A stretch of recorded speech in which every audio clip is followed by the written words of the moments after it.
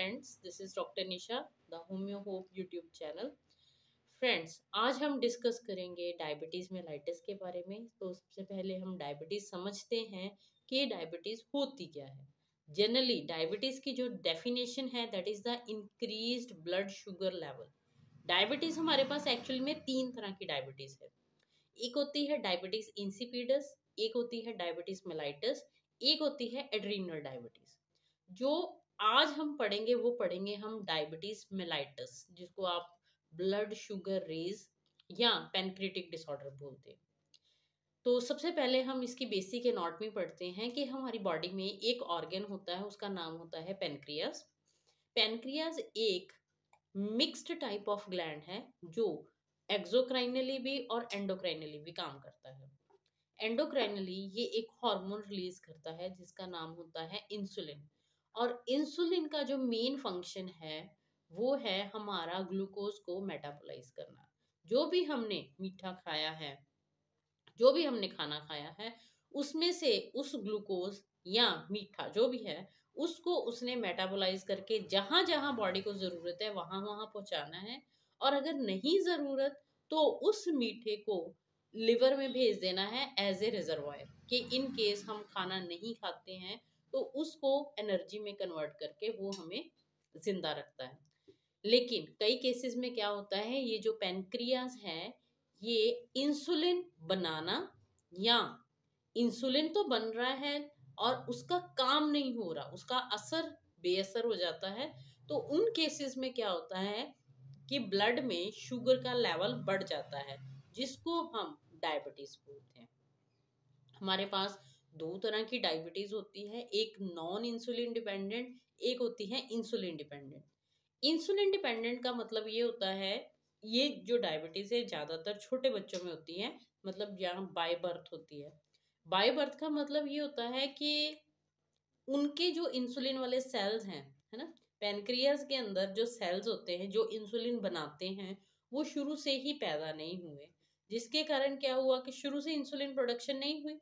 ठीक है, तो इंसुलिन डिपेंडेंट मीन्स अब आप पेशेंट को इंसुलिन दोगे तो जो है डायबिटीज जो है रिकवर हो सकती है या मेंटेन हो सकती है।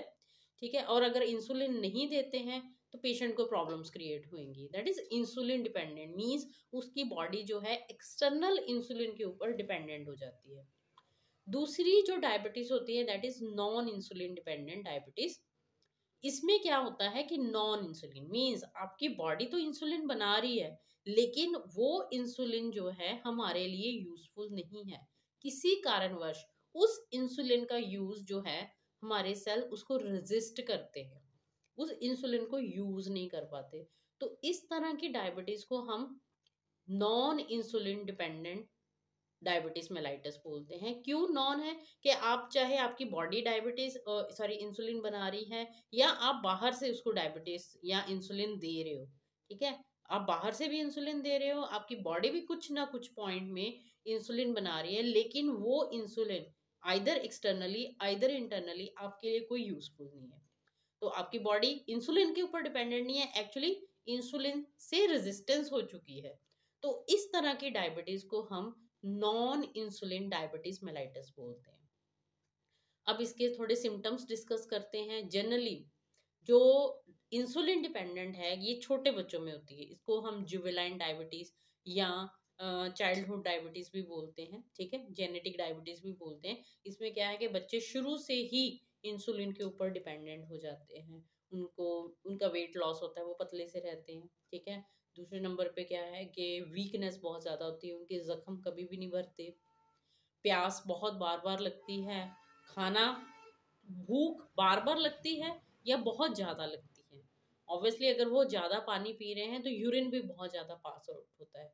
सेम ऐसे डायबिटीज़ 2 में, diabetes non insulin dependent diabetes में भी सेम ऐसे ही होता है कि पेशेंट आपको या तो ओबीज मिलेगा, मोटा मिलेगा, या पतला मिलेगा। पतला आगे फर्दर केसेस में होता है, मोटा कब मिलना है आपको, कि जब ग्लूकोज खाई जा रहा है, ठीक है, और उस ग्लूकोज का कोई मेटाबोलाइज नहीं हो रहा, तो वो फैट में कन्वर्ट हो रहा है और फैट मोटापा क्रिएट कर रहा है। ठीक है, और बाद में क्या होता है कि जब ग्लूकोज का लेवल इतना बढ़ जाता है तो वो उसका जो ब्रेक डाउन होता है ना वो कीटो एसिडोसिस में होना शुरू हो जाता है। तो collection of acid in your body, glucose metabolise नहीं हो रहा, इकट्ठा हो ही जा रहा है, इकट्ठा हो जा रहा है, और एंड में उसका जो ब्रेक डाउन है वो कीटोन्स में, एसिडोसिस में कन्वर्ट हो जाता है। तो बॉडी के अंदर एसिड का लेवल बढ़ जाता है, जिसके कारण पेशेंट जो है वो अब लूज होना शुरू हो गया, वेट उसका लूज होना शुरू हो गया। कॉमन सिम्टम इसके यही हैं कि पेशेंट को बार बार प्यास लगती है, एक्सेसिव थर्स्ट, ठीक है, frequent urination, then frequent that is appetite, भूख बहुत ज़्यादा लगती है या बार बार लगती है, और उसके जख्म कभी भी भरते नहीं हैं, ठीक है, पॉलीडिप्सिया, पॉलीयूरिया, और बहुत ज़्यादा भूख। तो इसमें क्या है, जो ट्रीटमेंट के अगर बारे में डिस्कस करें, देखो नॉन इंसुलिन डिपेंडेंट है तो आपकी बॉडी इंसुलिन को रेजिस्ट कर रही है। तो अब यहाँ पे क्वेश्चन क्या आता है कि अगर हम बाहर से इंसुलिन दे भी जाएं तो भी पेशेंट की वो डायबिटीज ठीक नहीं हो पा रही, ना मेंटेन हो पा रही है। तो इस टाइम पे क्या करना चाहिए? तो कारण क्या है कि आपकी बॉडी उस चीज को रेजिस्ट कर रही है, इंसुलिन को रेजिस्ट कर रही है। तो हमने उस कारण को, उस रीजन को ठीक करना है। रीजन क्या है? रेजिस्टेंस। तो सबसे पहले हमें कोई ऐसी मेडिसिन चाहिए जो पेनक्रियाज के उन सेल्स को ठीक करे जो इंसुलिन को रेजिस्ट कर रहे, और इसमें हमारी homeopathic medicine the best treatment है। कि क्योंकि उसने कोई आपके शुगर के लेवल को नहीं मेंटेन करना कि आपके ब्लड के अंदर ग्लूकोज का लेवल बढ़ रहा है उसको डाउन करना है, नो, उसने आपके उन सेल्स को रिपेयर करना है जो रेजिस्टेंस क्रिएट कर रहे हैं, उन सेल्स को ठीक करना है, नॉर्मल मोड में लेके आना है जो इंसुलिन को रेजिस्ट कर रहे हैं। तो that is the root treatment. और उस रूट ट्रीटमेंट के कारण जैसे जैसे रेजिस्टिविटी जो है, रेजिस्टेंस जो है इंसुलिन को लेके वो कम होती जाएगी, वैसे वैसे आपकी बॉडी की इंसुलिन की प्रोडक्शन ठीक होती जाएगी, प्लस सेल्स रेजिस्ट करना बंद कर देंगे। और जैसे ही बंद करेंगे वी आर नॉर्मल, हमारा जो डायबिटीज है वो बिल्कुल ठीक होना शुरू हो जाएगा। ये कोई टेम्परेरी ट्रीटमेंट नहीं होएगा, ये एक परमानेंट ट्रीटमेंट होएगा कि after the treatment of homeopathy you can take your diet regularly.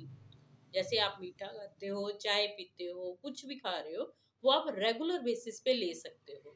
उसमें आपको कोई भी प्रॉब्लम नहीं आएगी कि हाँ मैंने ट्रीटमेंट के बाद मीठा खाना है कि नहीं खाना, या मेरा मीठा सारी उम्र के लिए छूट गया, नो। अगर आपके सेल्स उस रेजिस्टिविटी को ख़त्म कर रहे हैं, आपकी बॉडी इंसुलिन को अच्छे से बनानी शुरू कर दिया है, तो हमें मीठे से कोई भी प्रिकॉशन नहीं लेने की ज़रूरत पड़ती।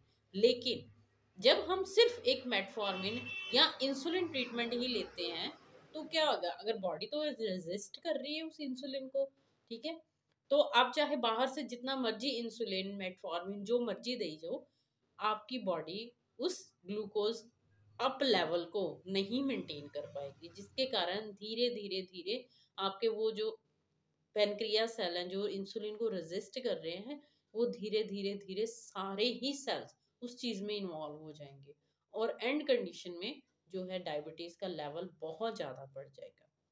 दूसरी डायबिटीज की बात करते हैं, दैट इज टाइप जो इंसुलिन डिपेंडेंट है। इंसुलिन डिपेंडेंट क्योंकि वो शुरू से ही उसके सेल नहीं बने हैं जिन्होंने इंसुलिन बनानी है, पेनक्रियाज के वो सेल शुरू से ही नहीं बने, ठीक है, बाय बर्थ ये डायबिटीज है, तो पेनक्रियाज में वो सेल शुरू से ही नहीं बने हैं। हमने क्या करना है, जैसे ही हम होम्योपैथिक मेडिसिन देंगे, उस मेडिसिन ने उसके पेनक्रियाज के उन सेल के ऊपर एक्ट करना है। एक बना है, दो बने हैं, कम बने हैं, धीरे धीरे उनकी मल्टीप्लाइकेशन को फास्ट कर देना है। और जैसे ही मल्टीप्लाइकेशन फास्ट